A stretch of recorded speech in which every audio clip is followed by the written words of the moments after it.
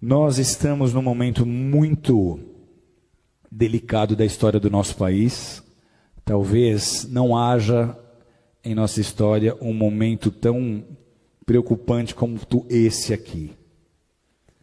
Nós temos visto, nos últimos anos, o país mergulhando numa crise moral. É uma crise financeira, é uma crise política, mas antes de qualquer coisa, ela é uma crise moral. Você que fez o módulo História da Igreja comigo, você já tem mais fundamento e mais discernimento, porque eu te trouxe informações das raízes da maioria dos partidos de esquerda. Eu não consigo entender líderes evangélicos que se dizem marxistas ou socialistas. Por quê? Eu já contei essa história aqui inúmeras vezes. Eu sou descendente de russos e polacos que fugiram da Revolução Comunista em 1917. O meu avô chegou aqui no Brasil 2 anos antes. Meu bisavô, já crente, correu de lá. Por quê? Porque essa revolução, ela implantou o comunismo em muitas nações, como Polônia, como Ucrânia, como Romênia, entre muitas outras, e simplesmente eliminou, extirpou, extinguiu as religiões onde quer que essas nações estejam sendo dominadas. Eles prenderam pastores e eles mandaram pastores para Sibéria para morrer de frio, para serem torturados e morrerem congelados. O bloco da União Soviética, ele mergulhou numa densa treva espiritual, numa densa escuridão espiritual por 70 anos. Você chega na Rússia hoje e tenta pregar o evangelho, as pessoas não têm ideia nem de que seja Jesus. E essa filosofia é a filosofia que move todos os partidos de esquerda. Os ideais desses partidos são os mesmos ideais de Karl Marx, são os mesmos ideais de Engels. Na loucura das suas ideias revolucionárias, eles começaram a pregar e a ensinar que a desigualdade social que eles deveriam combater começa na família. Eles começaram a dizer que antigamente, se você lê a literatura que fundamenta as ideias desses partidos, eles começaram a pregar que a desigualdade social ela começa na família, porque lá atrás, segundo eles, quando nós viemos dos macacos, não havia marido e mulher. Todo homem era de toda mulher era de todo homem, e os filhos não eram de ninguém, os filhos eram de todos, como os animais. E todos dividiam e compartilham tudo aquilo que eles tinham. E aí alguns mais espertos resolveram plantar em maior quantidade, ter um gado em maior quantidade para ter uma maior provisão, e para isso eles precisavam de gente trabalhando, e aí eles começaram a tomar mulheres para eles, gerar filhos para colocar como escravo no trabalho. Então eles dizem, a família é a culpada da desigualdade social, e essa é, queira você acreditar nisso ou não, a raiz que movimenta tantas ideias e tantos projetos de lei que tentam sendo aprovados, tentam se aprovar no Brasil, com a intenção de destruir a família tradicional, de destruir a família modelo judaico-cristã. Esses são os partidos, amados, que estão imputando na educação as cartilhas de gênero sexual, como nós temos vendo, de ideologia de gênero.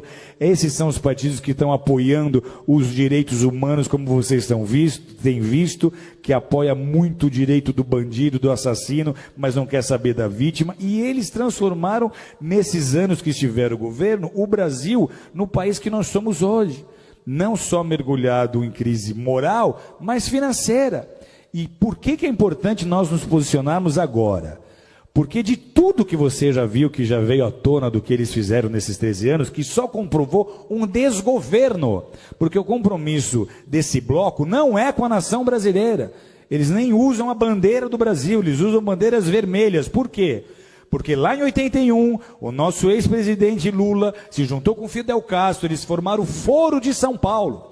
O Foro de São Paulo tinha o ideal, lá em 81, de transformar todas as nações da América Latina em nações socialistas, em nações comunistas, e eles conseguiram então unir essas nações e edificar uma espécie de União Soviética na América Latina. Parecia uma ideia utópica, só que olha a que ponto eles chegaram. Então, para esses grupos e para essas lideranças, o objetivo é transformar o Brasil em parte de um Estado maior, essa América Latina comunista. Eles querem que em todas as nações da nossa América do Sul, da nossa América Central, ocorra o que está acontecendo hoje na Venezuela. E esse seria o caminho se nós não tivéssemos vivido as interrupções que nós vivemos. Por que é um desgoverno? Porque os nossos presidentes passados não governaram com o interesse de beneficiar o Brasil, mas eles usaram dos nossos próprios recursos para construir porto em Cuba, para ajudar países na Bolívia, para ajudar países que têm a mesma mentalidade que eles. Então, se nós permitirmos que um partido qualquer de esquerda, com essa mente e com esse coração, suba ao poder mais uma vez, o Brasil não vai resistir. Vocês estão entendendo o que eu estou dizendo? O Brasil não vai aguentar. Financeiramente vira caos. Vira caos, porque a economia para estar ativa, ela depende de investimento externo. Os investidores não vão botar dinheiro num país em que eles não têm confiança, ok?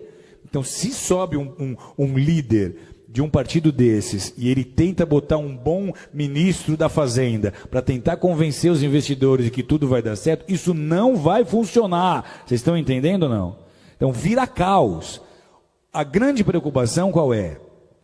Se esse governo agora, essas eleições agora, sobe um partido como esse, a crise que nós estamos vivendo, ela é tão séria que a gente teme de verdade até uma revolução.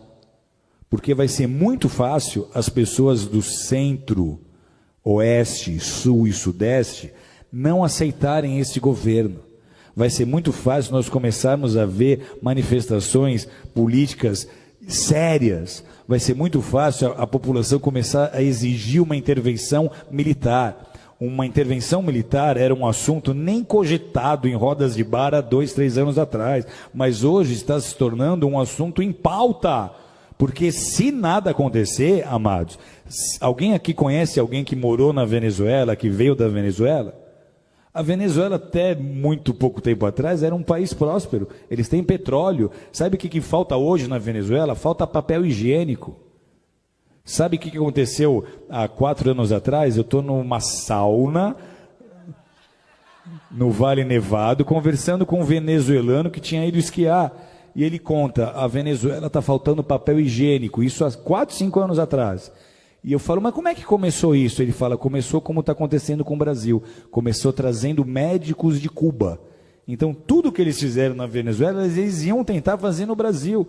Se nós dermos a oportunidade deles subirem ao governo de novo, não será mais como foi da primeira vez. Você não vai ver o Lulinha paz e amor. Você vai ver o Lulinha revolucionário que vai tentar implantar o modelo político que ele acha que é o melhor para o Brasil. Sabe o que acontece com a igreja num cenário como esse? Tem ideia ou não? Primeiro, os nossos valores já estão sendo desprezados. Nós, para eles, somos o ópio do povo. Eles não veem valor naquilo que nós fazemos. O marxista raiz, ele é ateu. O evangelho para ele não significa nada. Ok? Então, para a igreja, esse é o pior cenário possível. Deus está no controle, sempre esteve e sempre estará. Mas a gente transforma uma nação com oração e com consciência na hora de votar.